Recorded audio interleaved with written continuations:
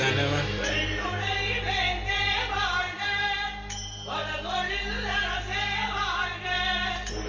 அவங்களுக்கு நாம கூட்டி கொடுக்கணுமா? அது இல்லைங்க, அவங்களுக்கு சம்பளத்தை கூட்டி கொடுக்கணுமா? கொடுக்க முடிந்தது 910 தான். கொடுக்க முடியாது நீ ஒரு பைசா சேர்த்துதான். பிசினஸ் மேக்னெட் ஆன போறீங்க முதலாளி.